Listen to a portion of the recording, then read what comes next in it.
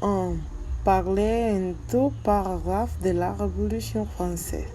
La Révolution française est un événement historique majeur qui a eu lieu en France et marqué un tournant dans l'histoire moderne. C'était un mouvement social et politique qui cherchait à renverser l'ancien régime monarchique et établir un système politique basé sur les principes de liberté, d'égalité et de fraternité. Pendant la Révolution française, de profondes transformations se produisirent dans la société française et les privilèges de la noblesse et du clergé sont remis en question. La Déclaration des droits de l'homme et du citoyen a été promulguée, établissant les droits et libertés fondamentaux de tous les citoyens. Des institutions politiques telles que l'Assemblée nationale constituante et la Convention nationale ont également été créées qui ont mené d'importantes réformes du système juridique, de l'administration publique et de l'économie.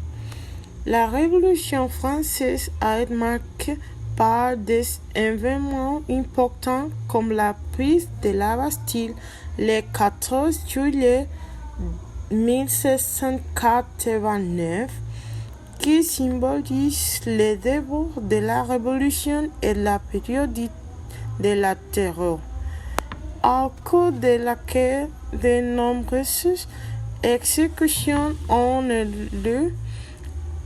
La Révolution a un impact durable sur l'Europe, inspirant des mouvements révolutionnaires dans d'autres pays et jetant les bases des principes libéraux qui restent en vigueur aujourd'hui.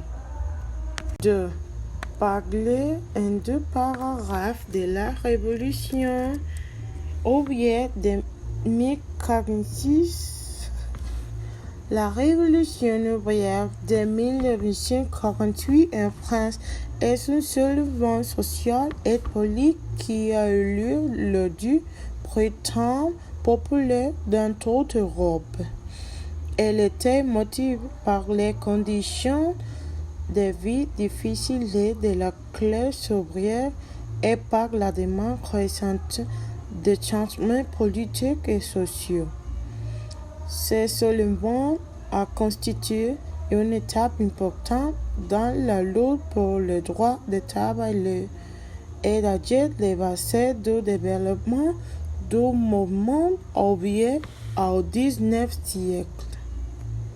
Pendant la Révolution, les travailleurs français se sont organisés en diverses associations telles que des clubs politiques, des ateliers nationaux et ont cherché à améliorer les conditions de travail et la participation politique. Cependant, malgré leurs efforts, la révolution fut réprimée par la bourgeoisie et le gouvernement provisoire établi après la chute de la monarchie. Même si elle n'a pas atteint sur cet objectif immédiat, la révolution ouvrière de 1848 en France l'a laissé un héritage important, inspirant les générations futures des travailleurs. Et jetant 3 donner en deux paragraphes le résumé de la nouvelle Les Douaniers. L'histoire raconte le voyage d'un narrateur saravien batteur de douane appelé Milia. Au cours du voyage, le narrateur décrit les conditions difficiles dans lesquelles doivent travailler les marins, confrontés à un mauvais temps et à un manque de commodités à bord. Malgré ces conditions défavorables, les marins restaient heureux et de bonne humeur.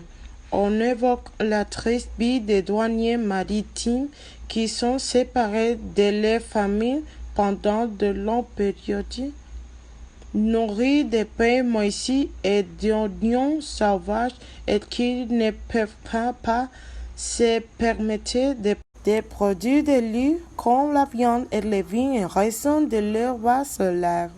Malgré tout, ils restent calmes et satisfaits de leur sort. Le narrateur met en avant la joie et la satisfaction des hauts marins non palombes, qui chantent toujours même au milieu des pires tempêtes.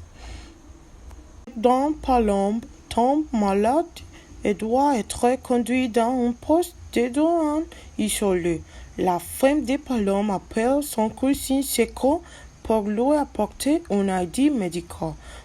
Pendant qu'il soigne les malades, le narrateur réfléchit à la situation difficile de ce douanier et au sacrifice qu'il consente en travaillant dans des conditions aussi défavorables.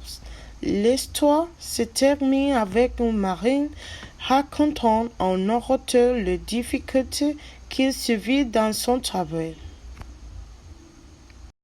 4. Quel est le nom du bateau? Quelles sont ses caractéristiques selon les textes? Des navires s'appellent les mines. Dans l'histoire, il décrit comme un vieux bateau semi-couvert et mauvais étant une raison de peu de ressources, d'une capacité de transport très limitée et de certaines limitations pour la navigation dans les vaisseaux. 5. Relever les champs lexicaux du bateau. Synonymes: bateau, bateau maritime, douane, bateau à bord, marin, équipage, douanier, voyage, voile, temporaire, tempête, casque, pluie, vent, vague, côte, pavillon, saut, beau, frontière, bédado, horizon. 6. Que veut dire le mot matelot? Consentir. Le mot marin fait référence à une personne qui travaille sur le navire ou navire, généralement dans des tâches liées à la navigation ou l'équipage. Les marins sont des personnes possédant une expérience et des connaissances dans différents aspects de la vie et mer, tels que la navigation, la manipulation des voiles, l'entretien et la maintenance des navires, entre autres. En termes de caractère, les marins sont généralement des gens courageux et aventureux, habitués à affronter les dangers et les défis que la mer peut présenter. Ils sont en tendance à être des travailleurs dévoués, disciplinés et collaboratifs, car le travail d'équipe est essentiel sur un bateau. De plus, les marins sont généralement des personnes possédant une vaste culture maritime. Des connaissances en navigation et des compétences pratiques liées à la vie en mer. 7. Comme s'appelle le douanier, décrit-le. Le texte ne mentionne pas le nom du douanier. Le douanier était un homme sévère, mince, également vulnérable aux maladies et aux difficultés inhérentes à son travail. 8. Qu'est-ce qu'il arrive au douanier? Justifiez votre réponse. Finalement, il a commencé à s'y intéresser davantage aux autres et aux marins. 9. Quelle est la leçon de morale qu'il faut retenir de cette histoire? La leçon morale que nous laisse cette histoire est la capacité de résistance et d'acceptation des difficultés auxquelles les marins sont confrontés dans le travail. Malgré des conditions difficiles, les manques, le confort et la séparation d'avec leur famille, ils trouvent les moyens de rester optimistes et d'accomplir leur travail avec dignité. Nous apprenons à apprécier ce que nous avons, à être courageux dans les moments d'adversité et à trouver le bonheur même dans ces circonstances défavorables.